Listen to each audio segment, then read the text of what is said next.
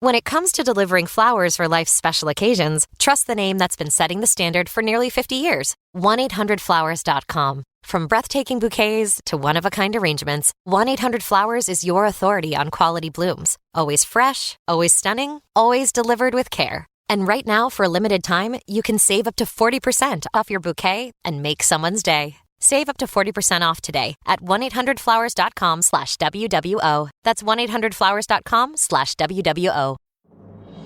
This episode is brought to you by Progressive Insurance. You chose to hit play on this podcast today. Smart choice. Progressive loves to help people make smart choices. That's why they offer a tool called Auto Quote Explorer that allows you to compare your Progressive car insurance quote with rates from other companies. So you save time on the research and can enjoy savings when you choose the best rate for you. Give it a try after this episode at Progressive.com. Progressive Casualty Insurance Company and Affiliates. Not available in all states or situations. Prices vary based on how you buy. AI agents are everywhere, automating tasks and making decisions at machine speed. But agents make mistakes. Just one rogue agent can do big damage before you even notice. Rubrik Agent Cloud is the only platform that helps you monitor agents, set guardrails, and rewind mistakes, so you can unleash agents, not risk. Accelerate your AI transformation at Rubrik.com. That's RUBRIK.com. I can vividly remember the first time I got to walk. My mom, of course, was along. My mom was just like, she's yawning. That means that she's not getting enough oxygen to her brain and she's yawning so much. That can't be good. And was going on and on and on about these concerns. And by the time they did let me out of the hospital, they had wanted me to be without a walker. But my mom was like, no, you have to have a walker. So we got a walker and had to bring it to high school. I had to use it at school.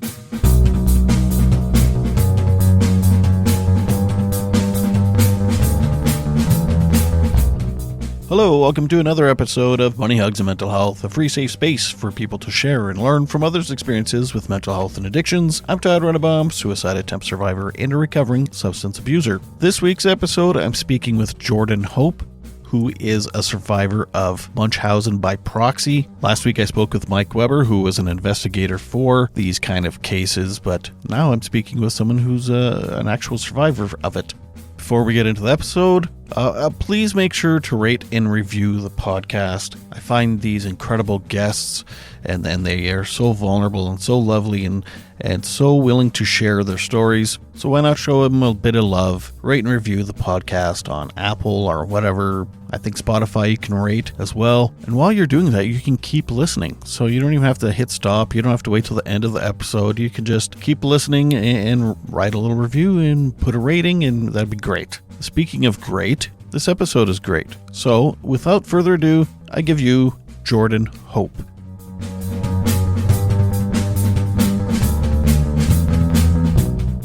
Yes, I've worked for Munchausen support for a bit now, probably since 2022.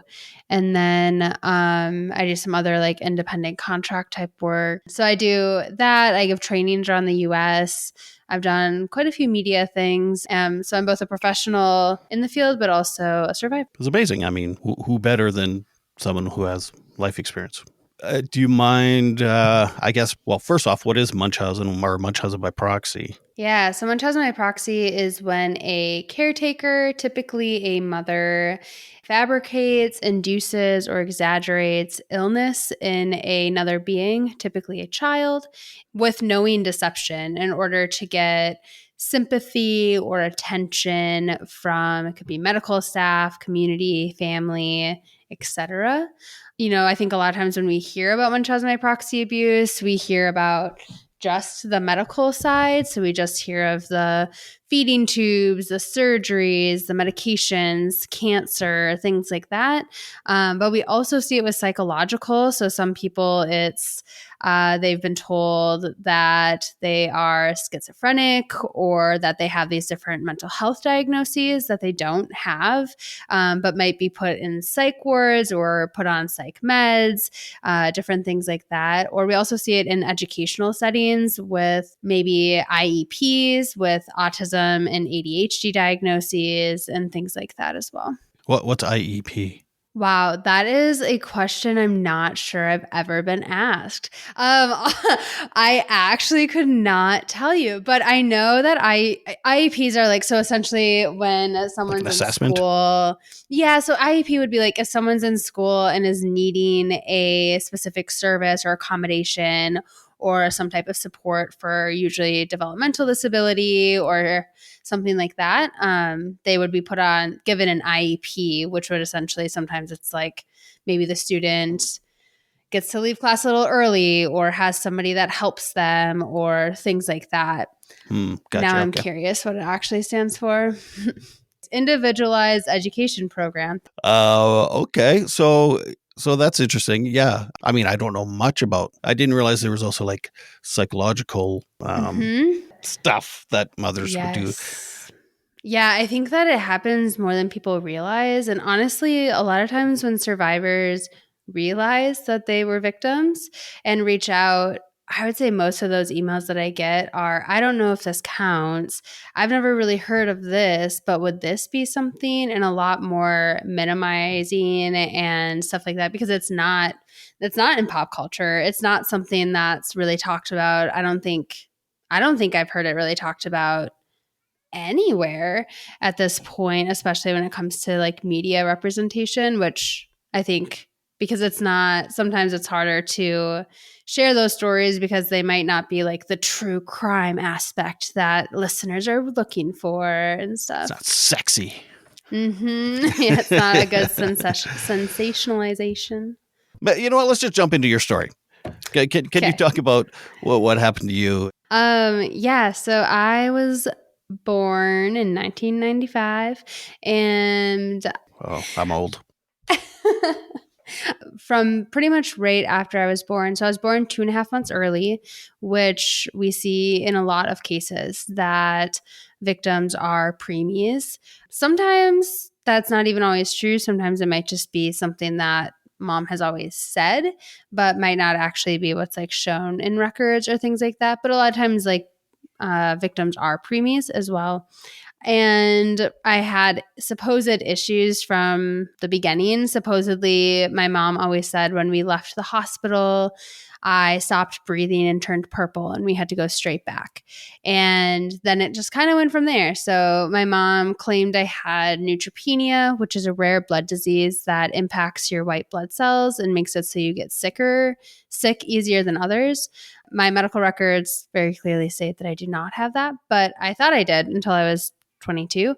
So I grew up thinking I had a rare blood disease, severe asthma. I had inhalers. I had Advair and Singular and nebulizers and all of those sorts of things for the severe asthma that, again, in my records, it stated that I only ever had mild asthma, maybe. That wasn't even like a for sure sort of diagnosis. And then, I was just always sick. I was always sick and supposedly had a lot of like feeding issues. So I had feeding tubes early on, things like that. By the age of 1, there's a medical record that talks about me inducing vomiting on myself, which doesn't really seem like something a 1-year-old would do. So likely that would have had to have been some sort of learned behavior. They knew pretty early on what was going on. The medical records make it really clear that probably by the age of 1 or 2, they were pretty aware of what was happening. Early on, within the first few years of my life, they went as far as the doctor gave me a saline placebo, because my mom kept saying that I needed this specific IV Rocephin in order to get better. Nothing else would work. So the doctor gave this saline placebo, and my mom was like, yep, see, that worked perfect, and all these things. By the age of 4, there was a Munchausen by proxy report that was made, and they had video surveillance of her over-reporting and possibly inducing vomiting by various means. But to be clear, I never was taken out of the home for Munchausen by proxy abuse. And I didn't have any idea about any of it until I was 22. As I got a little bit older, things got different. So it's like I was a gymnast and loved to play and things like that. So it would be like that one day. And then the next day, it's like I'm dying. Something's really wrong. I'm really sick. I'm really ill. And so there's always just kind of this back and forth that I didn't really understand it, I think, myself. I think when you grow up in a home and are being told, this is what this means, this is what this means, if your stomach hurts, you're probably going to die, or things like that, like you don't have any way of knowing that that's not true, or that maybe these are normal feelings or things like that. But there was always kind of this emphasis. Like I remember once I jammed my thumb in 4th grade and I went inside sobbing. My finger was like black. And my mom was like on the phone. She was busy. So she was like, just wash it off. You're fine. And so there's always kind of this back and forth where sometimes my mom was literally on top of me. Like in medical records, it would talk about her hovering over me, things like that. Like she would be so involved. But then other times I was not allowed to be injured or hurt or have any issues. And so it was a very confusing sort of time. And probably 4th, 5th grade, I had gone to the nurse a lot for stomach aches and headaches. And eventually the nurse stopped letting me go because she thought that I was just trying to get attention and skip class or things like that. I know now as an adult that stomach aches and headaches, that's like a normal thing, especially for a child that's experiencing trauma and abuse. They don't really have ways usually to say, this is happening to me, because they have no idea. So it comes out through headaches and stomach aches and other like body sensations. But I started to then kind of internalize, people don't believe me or I'm doing something wrong. So then throughout middle school and high school, that kind of continued as I had all these broken bones, which I put in quotation marks because when I've read through my records, I've not read any about any broken bones except for maybe one. But in my mind, I remember breaking like 10 bones and having casts and braces and stuff like that. So I don't know that I'll ever really know, but everyone around me, like peers, adults, teachers, started to treat me like I was the one faking these things and doing these different things for attention, which was really confusing because I thought that I was dying. I thought there was something wrong. I thought I just need help. And so it was really confusing messaging. And as I got a little bit older, I talk about this all the time, but there were times that I would I had an ankle injury and I would try to step on it in a certain way to make it worse. Not because I was faking anything or because I wanted attention, but because I thought my ankle was broken and I thought that the doctors just couldn't see it. And so they needed to be able to see it more so that they could help me because I wanted to feel better. And I thought it was the only way that I could feel better, which, of course, that came from some of the messaging from my mom and things like that as well. And then in high school, I was taken out of the home at the age of 14, but it had nothing to do with Munchausen by proxy abuse or anything like that. Yeah, sadly. It was, shucks, how most stories go. But my mom was also an alcoholic. And so I was taken out because of that, which within a few weeks, my mom ended up in an induced coma. And I thought it was all my fault and blah, blah, blah. Here we go. And then I got put back with my mom. Where was your dad at this point? Yes. My dad was... So my parents divorced when I was 4. My dad used to drive truck, so he was never home. If you talk to literally any survivors, most of them will have similar stories about their dads being truck drivers or in the army or things like that, not really around. once he was around a little bit more, my mom accused him of sexually assaulting me. And then he got kicked out, which again is a weirdly common experience for victims and survivors. I don't know to this day. I've read the police reports. I've read the things that I said as a 4-year-old. I don't know that I'll ever know the truth around what actually happened. But yeah, so I have no idea. You have no relationship with him or anything? No. I tried to have a relationship with him once I kind of started to learn everything and realize things, but we are different people. I'll put it nicely. And so I got put back with my mom in high school, and she kind of started to convince me that I had this like back pain, which I was a gymnast. I was a cheerleader. I probably did have some back pain. Also, again, if we go back to the whole trauma in the body piece, I'm sure there was stuff going on, but I ended up doing like over a year of physical therapy.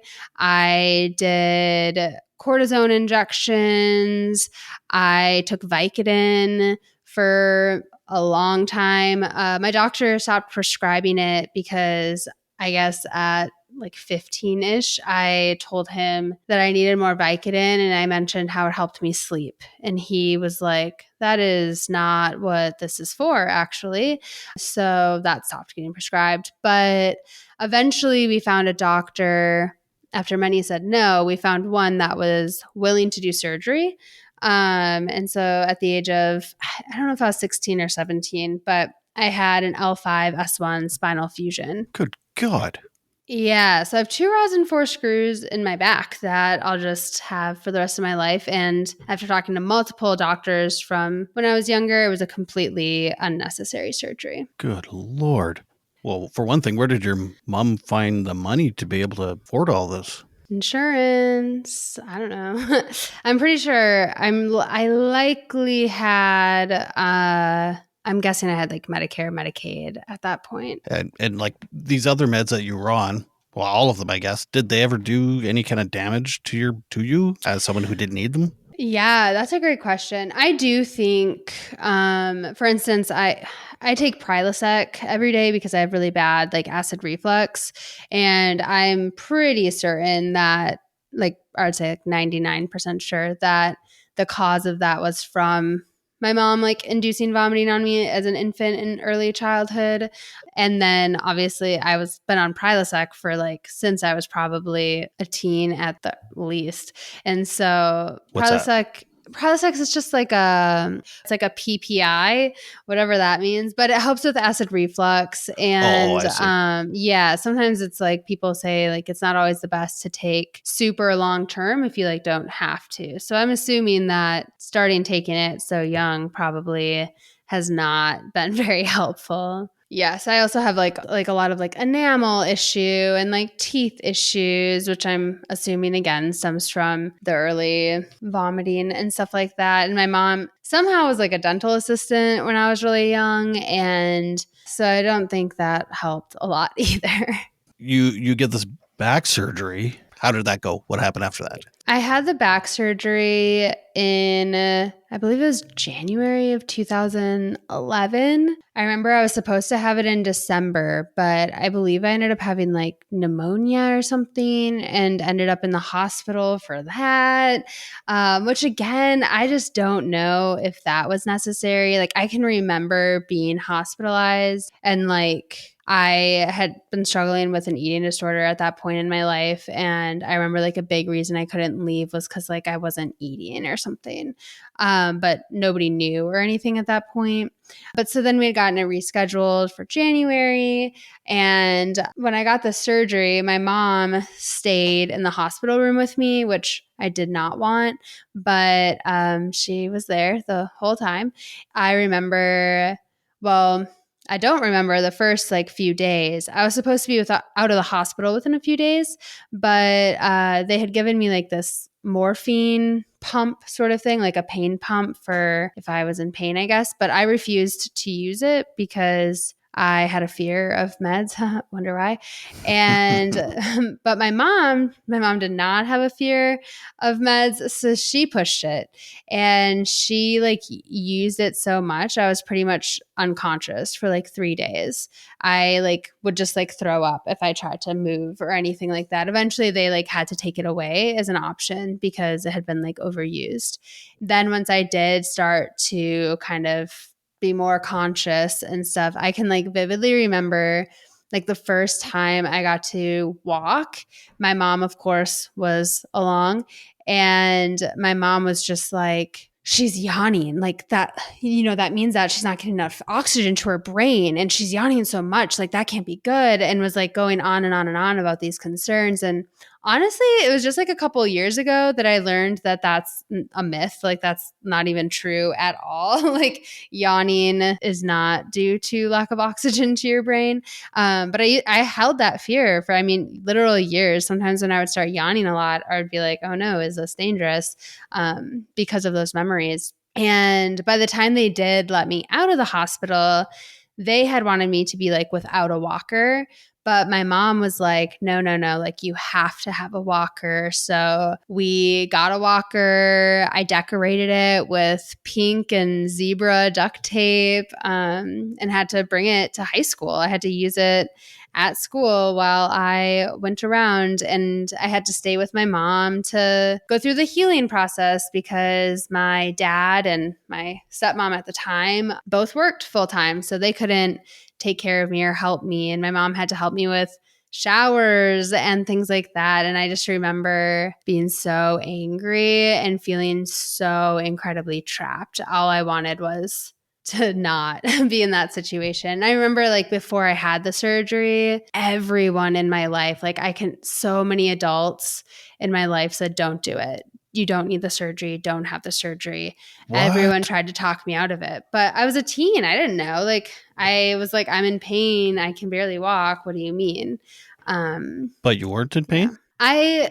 I think I was, but I think I was just talking to someone earlier today, or maybe it was last night, about, there's like the placebo sort of stuff where it's like when somebody is telling you like this thing's happening to you, sometimes you just start to believe it. And it's like, oh yeah. And so what maybe started as maybe some mild back pain could have easily turned into something way more if I'm constantly being told it's dangerous if you walk, you're having this pain, these things are happening to you, and all of that. I one time walked around the bar thinking there was a monkey on my shoulder because of the power of suggestion, because I was hypnotized. I was one of those hypnotist shows, right? It's like, and if it's the only adult in your life that you trust is telling you your back hurts, I guess your back will probably start hurting. Yes. Yeah. Damn. So the other adults in your life that were saying, don't get the surgeries, they kind of knew what was? Yes, I think so. I know a lot of people knew. I don't know that people necessarily had the term Munchausen by proxy or like the understanding of the severity or things like that. And I certainly didn't know or have any sort of understanding. So, and like I said, at that point, a lot of people had turned it more onto it was me doing these things. Right. Okay. Yeah. So I think that made it a little bit trickier and also like so much more confusing, because then I think sometimes even if maybe there was a part of me that was like, okay, this isn't happening or this isn't that bad or something, I was still scared or would still be thinking there was something wrong. So then when somebody would say like, no, you're fine, nothing's wrong, then it was like, oh, well now I have to like prove that something's wrong again to get help, like going back to like that sort of thing. And it was kind of this learned behavior within that I just had no idea. And you're getting gaslit on both sides. Yes. Yeah. So confusing. And, my mom, I knew that my mom was not the safest because of the alcoholism.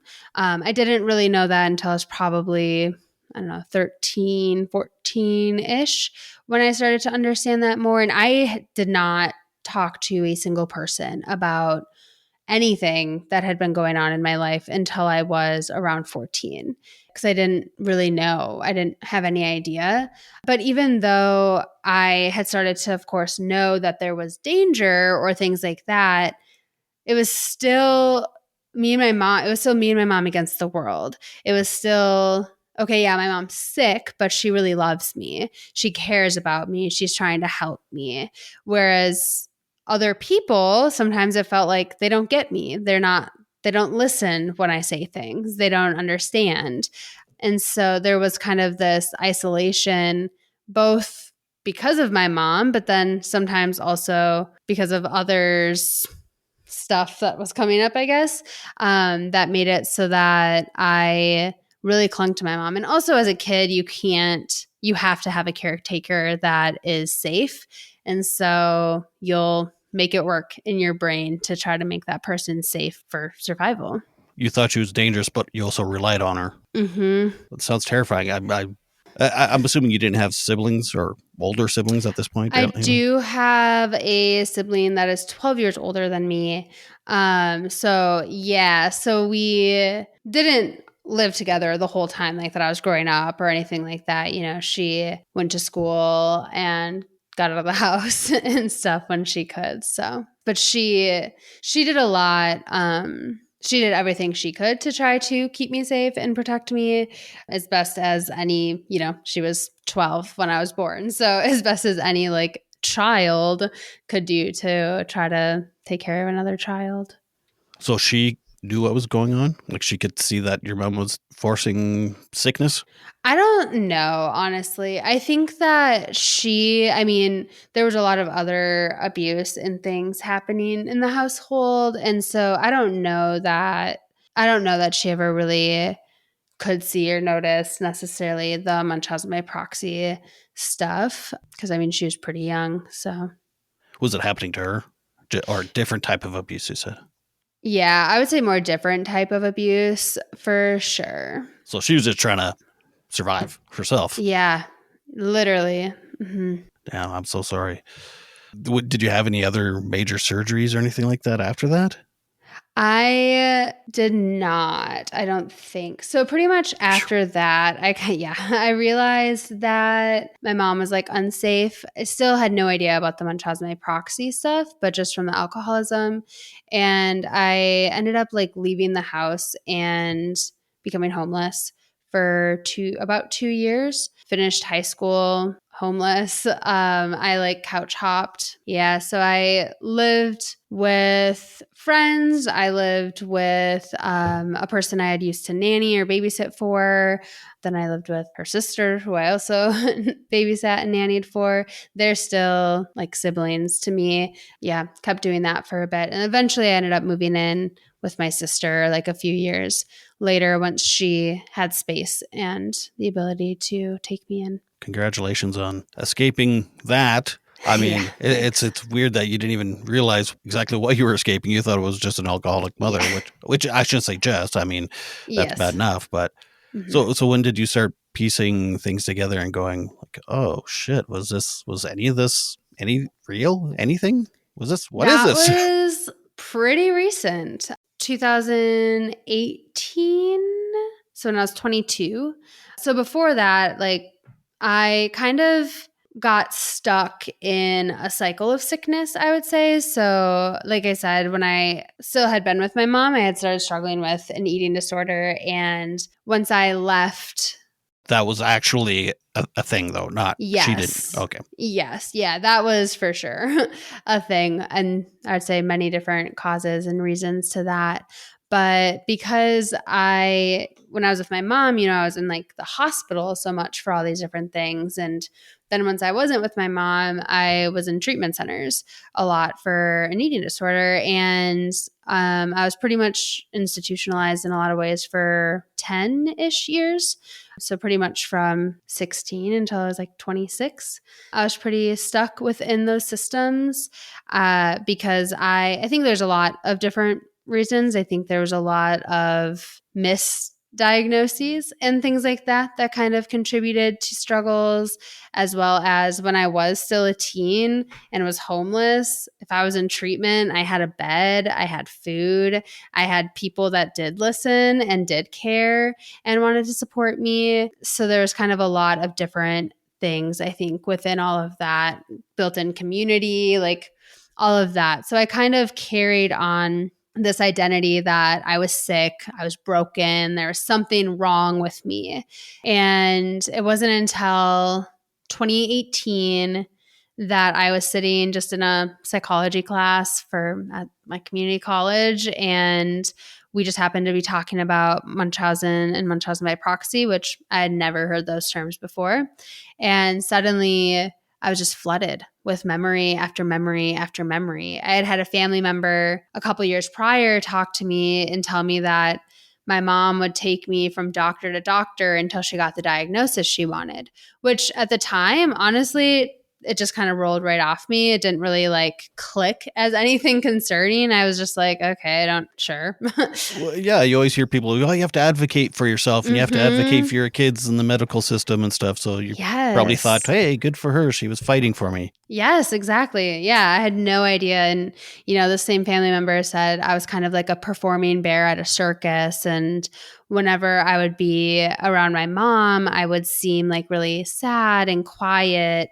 And then if they would get me away from my mom, I would be like pretty bubbly and cheerful and stuff like that. And, she said that essentially my mom like kind of blackmailed, I guess, my family in a way. I don't know exactly how that looked, but according to her, my family, extended family, kind of wanted to keep themselves and their families safe. So her words were, I was like the sacrificial lamb of the family in order to keep the family together. Thanks, everybody. Yeah, truly. Yeah. So once I like learned about Munchausen by proxy, all of that I think kind of started to make more sense. And I started to be able to piece together all of these different things. At first, it was just like a lot. I was like so overwhelmed. I mean, it's just like you've been told your entire life that the sky is pink, and then now all of a sudden everyone's telling you it's actually blue, and like trying to like grasp that is just like impossible. I often tell people and other survivors that it almost feels like this abuse like impacts you at like a DNA level. Like it's just your reality has been so distorted since you literally were born.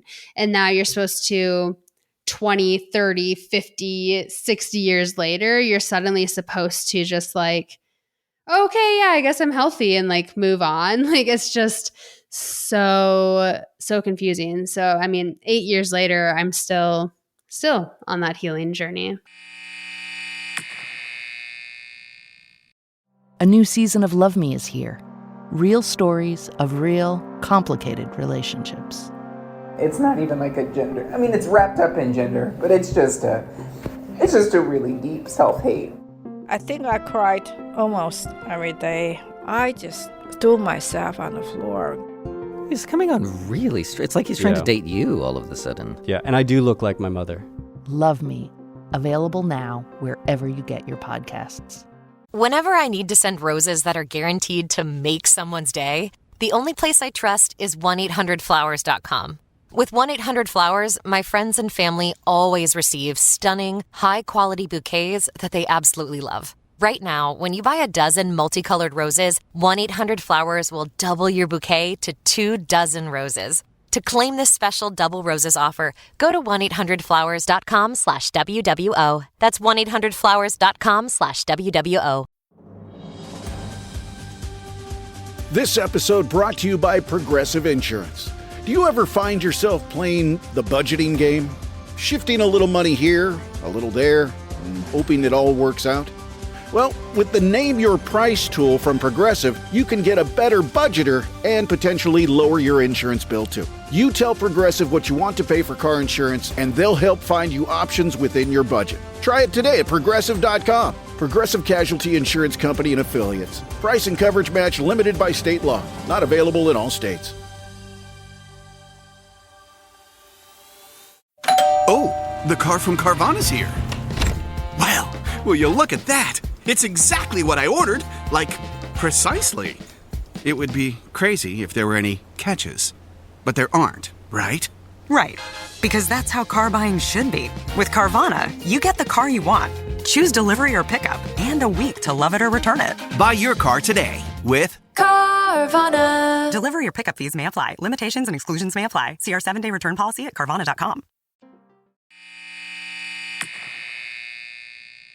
I imagine it's a bit like people that are born into cults and then trying to leave a cult and then they realize, holy shit. Yes. Like coercive control. Mm-hmm. Yeah. Do they use that term? Well, so I've done a podcast actually, or I've done a couple podcasts, but I've done one podcast. Mine's my favorite though, right? Of course. Duh. Sorry. Naturally. I've done a podcast that was specifically about cults, and we talked about like Munchausen by proxy abuse and kind of how that like fits in with like cult sort of stuff, with how it's like there's this person, mom, that's like saying all these things and getting everyone around to believe all of these different things. And if you don't believe or follow these certain things, you know, then you're kicked out, ostracized, threatened, all of that. And the process of like coming out of it, especially as the victim or survivor, or really anyone that's been around it, can be a lot. And there's a lot of people that don't. A lot of people that I would say even still in my life are like, no, that couldn't have happened. Is this treatable? Like, is this something that someone can have and then go through some sort of treatment and be normal? Quote unquote normal? I think that depends. I mean, you might get a different answer depending who you ask as well. But one, I don't really think of Munchausen by proxy is something that somebody suffers from. I think that it's abuse. So, you know, a lot of people, when you see it written out, like we'll just write like MBP. I added like the A. So I always say MBPA whenever I talk about it to really emphasize the fact that it is abuse. And I don't know, Dr. Mark Feldman and a few others have also started doing that, just to really try to emphasize what this is, that it's not something that someone just suffers from. As far as like treatment or recovery or things like that, I think I've heard very few instances where a perpetrator has acknowledged and taken accountability and gone through the steps to like actually get help to make different choices. There is an accepts model that Dr. Mary Sanders and some others created that kind of is like a treatment plan for a perpetrator. However, the very first, the AC at the beginning is acknowledgement, and a lot of perpetrators don't get through that part. So I think that that's kind of hard. And I think though, you know, there is also, I've seen a lot of experts in the field kind of work towards harm reduction or looking at different other like ways within prevention or things like that to be able to help a perpetrator not be dangerous, not like have other people's lives at risk and things. Actually, now that I think about it, I think when I was talking with Mike, it was one of those things where it's like if you can spot it early on before it becomes like really abusive, then you can like make people more self-aware and treat it then. Yeah, I've heard of like a lot of cases. And I'd say honestly, even in my case, outside of the back surgery, which I will always wonder if like I hadn't been taken out of the home, if maybe that like wouldn't have ended up escalating to where it did. But in a lot of ways outside of that, I would say because the doctors knew, they were able to give my mom attention and care or things like that in a way that didn't lead to me getting my gallbladder taken out or, you know, having all of these other like unnecessary surgeries and things like that. So I think sometimes I've heard doctors kind of talk about this, let's wait and see sort of method, or having appointments and then doing this like wait and see sort of thing. So it's kind of like, okay, yeah, like we can talk and I can give you help meet this like need that you're having without you having to harm your child. So when you were a kid, they figured out that she was, I guess I don't know if there was a term back then for it, but they realized that she was bringing you to the hospital for no apparent reason. But then I don't know how the health system works, but does that get flagged then? Yeah. So I lived in a rural town, and so we didn't doctor shop as much as some of these other cases that we see because the nearest hospital would have been like 30 minutes. But we did kind of see different doctors within the same hospital, but I guess they knew and they had conversations about me and about my case. They also had, this was like back in the 90s, but they had a confidential file where they put certain notes like the MVP report or things like that in order to make it so that if my mom requested records or things that she wouldn't have access to those different things. But yeah, so they knew. And when I was 9 years old, actually, my mom had switched who I was seeing as a pediatrician. And that pediatrician wrote a long note about how she read my records and read through this confidential file and talked to the other pediatricians and had her own concerns about Munchausen by proxy abuse. So it did definitely follow me. But my pediatrician that I mainly saw, what she told me when I met with her as an adult is that she made the reports. She documented everything so well, so incredibly detailed. I have over 100 medical records for, there's concerning records from every year of my life from 0 to 18, minus maybe 3 years. Yet nothing happened. And like she said, she can tell someone this is happening, but then they're going to say, okay, but do you want to go in front of a judge and say that this mother who deeply loves her child, that's child abuse? And, she said it would have been better if I had been thrown down the stairs or had my bones broken or things like that, because maybe then she could have done something. Right, yeah, it's hard to wrap your head around abuse when the parent is taking you to the hospital all the time. Mm-hmm. I guess what I gather is this is kind of a control thing for whatever reason. It's a control thing for parents, well, mothers usually. And so is eating disorders. So is that kind of your way to have any kind of control over your own life was your eating disorder? Absolutely. I think that there's a lot of things, right? I think, when I was a baby and there was the induced vomiting and the feeding tubes and all these weird diets and stuff like that, again, those things like kind of stay in your body. So sometimes when I like struggle with an eating disorder, I'd have like similar symptoms that I did as a literal infant. And I think that there's stuff within that of my body just kind of replaying some of those things. But I think a big piece for sure was a control piece. I had no autonomy. I had no autonomy even over my body. My mom was the one that had control over my body. And I didn't know that at the time, of course. I think at the time I just thought my body is betraying me. I didn't know it was my mom. And so it was a way for me to try to have some of that autonomy back, have choices, be able to, have some sort of control. Do you have a relationship with your mom now? So my mom passed away April of 2024. Fairly recent.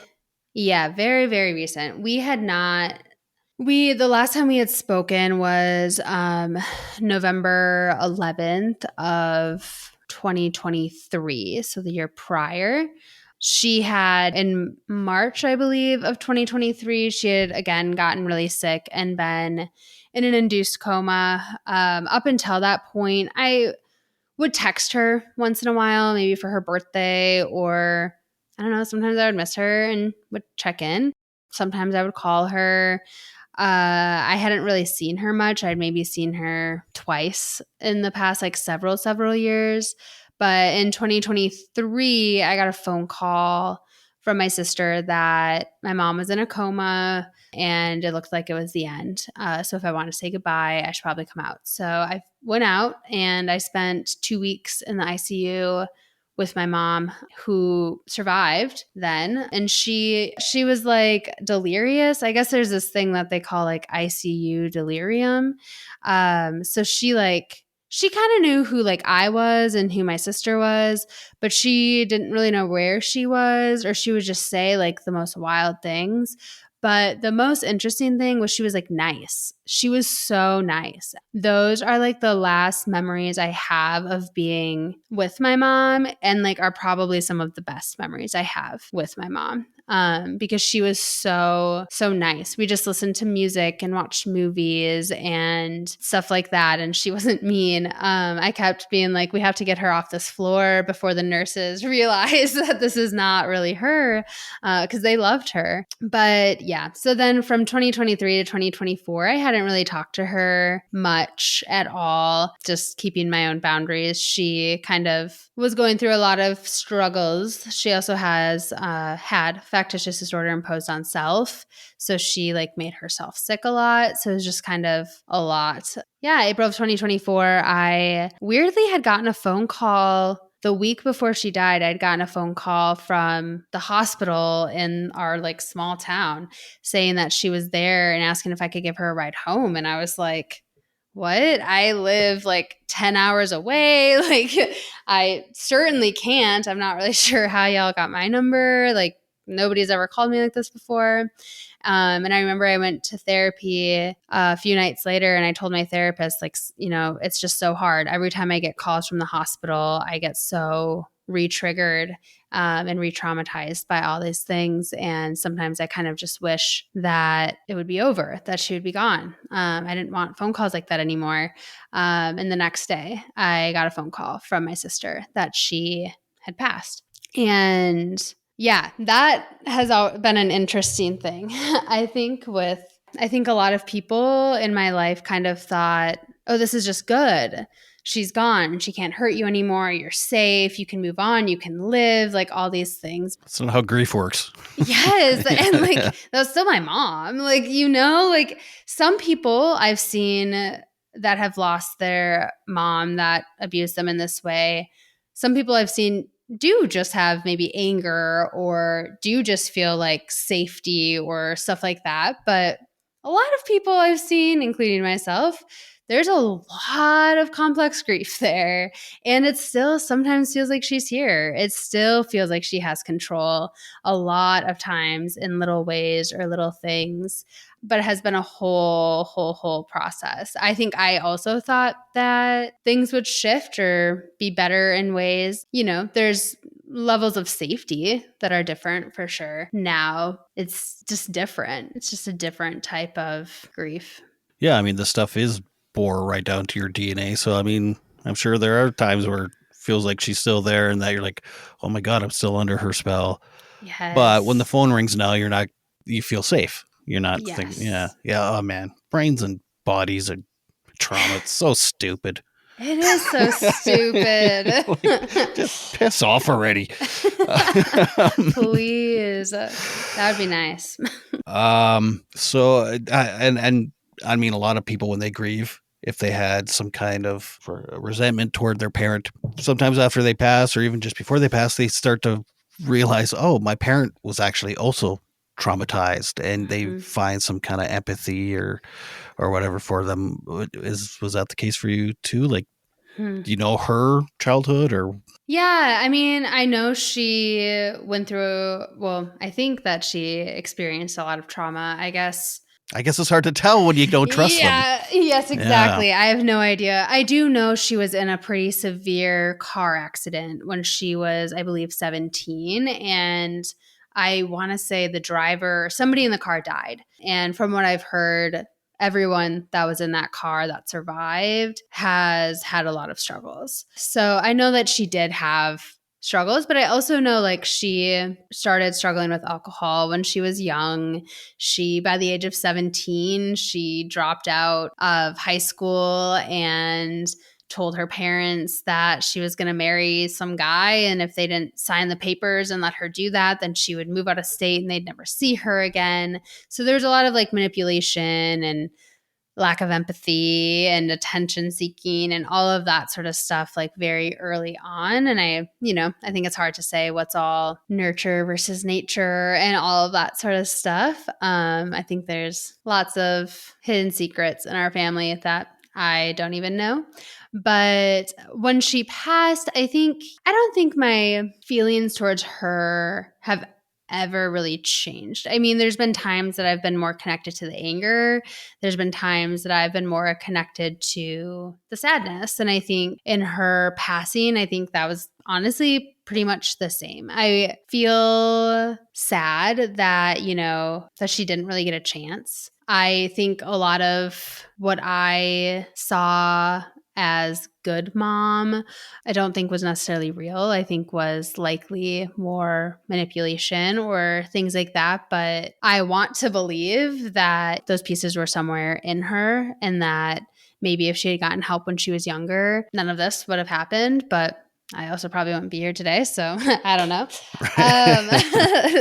So it's just kind of hard, I've always loved my mom. I will always love my mom. Whenever I give trainings, I wear a bracelet that says in memory that I got from the funeral home after she passed, and I bring a little coin that she got at like an AA meeting, I believe, and she wasn't actually sober, but the coin still like feels like comforting. And I have like a whole little Spotify playlist I listen to before doing trainings and stuff. And I just kind of hold it all. Some of the songs on there are like Cleaning Out My Closet by Eminem and like stuff like that. And some of them are like the song, I think it's called Mama by NF. That's actually like really, really, really sad. His mom passed by a drug overdose. It's him kind of like reckoning with that and saying like he like loves her. So I just kind of let myself feel it all and hold it all. And my hope is, I guess, in everything I do, I want to move towards a future where people like my mom maybe get help earlier on before causing this type of damage and harm, but also where survivors and victims that have been through these things are heard and believed and supported as well. Yeah. Well, good luck with all that, because I'm not sure how to go about that. But like after you've started to piece things together and before she passed, did you ever like confront her and be like, hey, this is what you did to me? And so many times. Oh my gosh. I reached out to her so often. I think sometimes I would reach out to her and be like, Mom, like I know what you did, but it's okay. Like I love you and I'm not mad and I just want to talk about it, which was true in a lot of ways. You weren't baiting her. Like, yeah, exactly. You want that closure. You want someone who's harmed you that badly to just say like, yes, I did these things. Like I wasn't going to be like, okay, she admitted it, lock her up. Like, like it had been way too long anyways. There's no way that would have happened. Like I wouldn't have wanted that, but I did want that closure. There was always an excuse. There was always someone else to blame, something else that happened. We actually were both on the show The Doctors in 2019. Whoa. She at first wasn't going to be on it. So at first I had been going through 2019 was like, I had been going through some hard stuff. Like there was gonna be this possible like legal situation surrounding like a sexual assault from when I was a child. And so I was like in the process of navigating that. Good Lord, woman. There's so much. Yeah. But God. Munchausen by proxy is like this much of my life, I feel like. But to people that know me, it seems like it's like everything. Because that's all they hear me talk about. But right. Within that situation, essentially my mom had known about what was happening when I was younger. She had actually like made me lie to the cops and keep going to this person's house because she was afraid of losing her housing, a whole situation. But so in 2019, she wanted to help. That was like the one thing that she felt bad for or ever really admitted to in a weird way. So when I all of a sudden got this offer got asked to be on the show The Doctors, I think my mom thought that it was going to be around that for some reason. And then I kind of was like, well, no, that's not what it's about. This is what it's about. But my mom then kind of processed it, or the way she brought it up to me was that she supported me because she knew I needed help. And because I didn't have insurance at the time, I couldn't go to treatment. So she was hoping that they would maybe help me or something like that. But she wasn't going to be on the show because she was busy or who knows. But on the morning of the show, she called the producers and she said, no, I want to be on the show. Joe like said these really bad, mean, wrong things about me. And so I need to speak up for myself, which I didn't. And they like posted exactly what I had said. But she came on the show and they confronted her and she denied it all and continued to deny it all. But honestly, like made herself look worse. Like at some point she said like, I did not break her bones, which I was like, I never said you did. Like nobody ever said you did. But now people watching this are going to think you did because that's a weird thing to say. And by the end of the show, she like wrapped it up with, she had actually always been concerned that I had been faking these things. So she was hoping that I would get help, which was interesting since it was like I was a baby and stuff. So that's kind of where she, I'd say, landed with that. At some point, we just couldn't, there was no way she was ever going to get to a spot of admitting it, even with the records right in front of her. I feel like my parents were like the exact opposite. I'd come home with like an arm dangling and they're like, walk it off. You're fine. Fine. And that's the thing, right? Is it depended on like if it like when I came in with my thumb like literally was black and she was like, it's just dirt, wash it off. And I was like, it's not dirt. Like something's wrong. So as a survivor, what kind of treatment do you, is it PTSD? Is it like what, I guess? You're asking good questions. How'd you get fixed? How do you fix that? No, you're asking the good questions. I've had many conversations with people in the field and having to explain that these struggles that I have, that other victims and survivors have, there's no diagnosis. There's no current term. I've been told, well, CPTSD maybe? That's kind of where I like land kind of. So I've been told like, well, Munchausen by proxy refers to both the victim and the perpetrator. And to that I say, absolutely not. If I walk into a doctor's office and say I was a victim to this, they write down in my charts that I have this, and then they treat me so differently, which I already get treated so differently because of how I look. So it's already like, no, thank you. And then CPTSD, or I don't know if I was told like PTSD or CPTSD, but CPTSD is the other one. And I do agree whenever I'm giving resources to victims, survivors, that is what I say is looking for a therapist that specializes in CPTSD. But I will say in general, there is no term. There are unique symptoms related to like the medical trauma side of things and all of that don't, I wouldn't say fully fit with CPTSD, and CPTSD isn't even in the DSM, so it's not even like an actual diagnosis. People know more about it, I would say these days and stuff, but it's not a full like diagnosis. So anyways, that is something that needs to change. But as far as healing, again, there's no current research on victims and survivors. I think there's research maybe coming out that seems to be related to children that were taken out of their home early on and have gone through healing. But again, that's going to look so different than someone that's in their 50s and just finds out about this. That 50-year-old that had zero support, zero validation, zero anything, and had to just like muscle through life versus this child who hopefully did end up starting to have some validation and support and care. So there's a long way to go as far as like there's nothing online at this time for survivors, I would say still. We do support groups. Okay. There we go. That's good.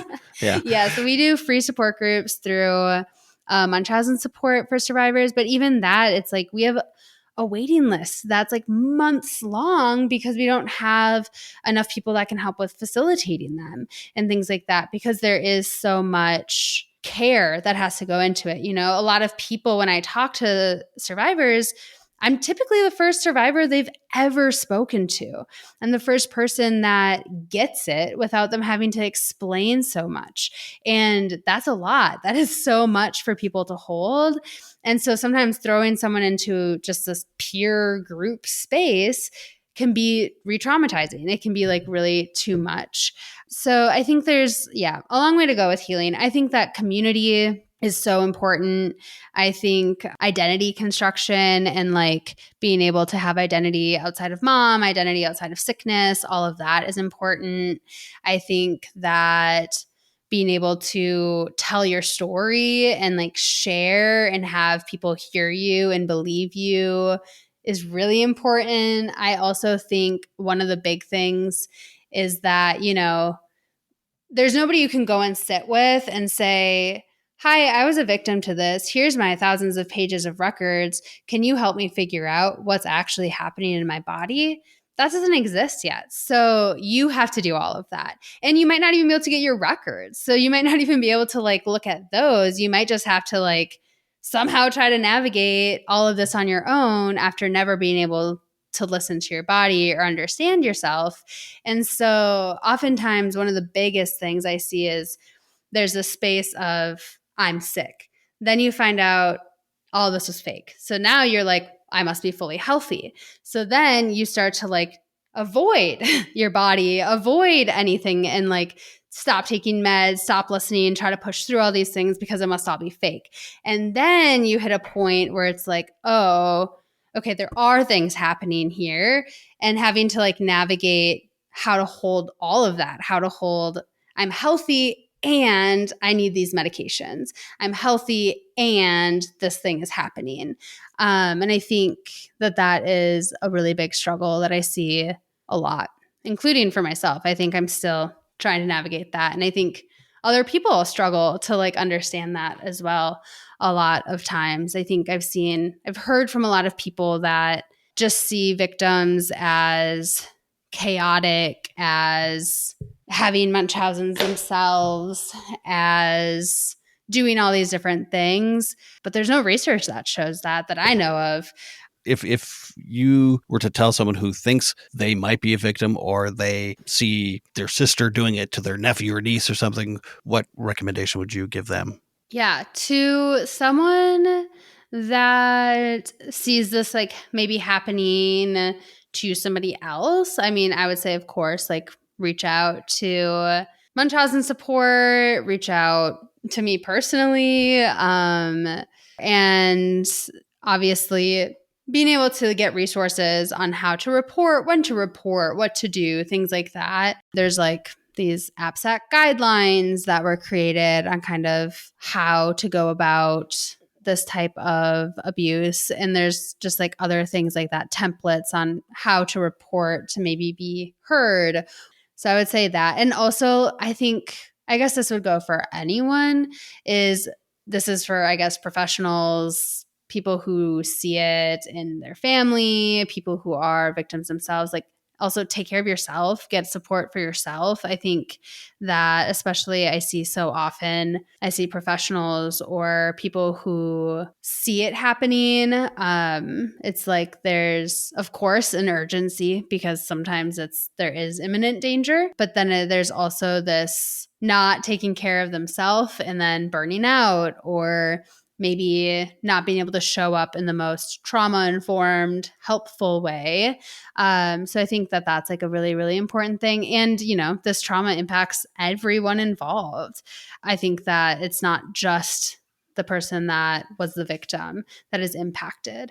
A lot of times, a lot of people get left out. To victims and survivors, again, also reach out. I think so many of us have felt alone for so long. I think most survivors I talk to always want to do something, are like, there's nothing being done. I have to change the world. I have to do all these things. There are people behind the scenes trying to start doing things, that are doing things. So like get plugged in, see like maybe where you can aid within it all, but also let yourself heal, let yourself get support for you. I've talked to so many survivors that have been like, I have to do all these things because nobody is. And once they see that there are people doing some things, they're like, okay, actually, I want nothing to do with this. I want to go do something else with my life. And yes, like do that. So I think just knowing like self-boundaries are so important. Reaching out, having community is important. And just knowing that like you're not alone. You're not just making it up. And even if you did things that you feel shame for, can still talk about those things with people and still like have support.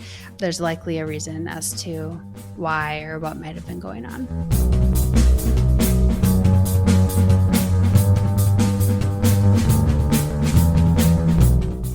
Thank you so much for that, Jordyn. Jordyn and I we talked quite a bit, off camera, off microphone, and she's just a lovely person. And I mean, she's gone through a lot. So anyway, thank you so much for this, Jordyn, and thank you for everything. Please check out the show notes for Jordyn's links to things. Got a few links there myself. Thank you so much for listening. Like I said, please rate and review. Please tell other people about the podcast. So many people are getting so much help from my guests. So why deny people of help? And until next time, please remember to make your beds and take your meds. Bye.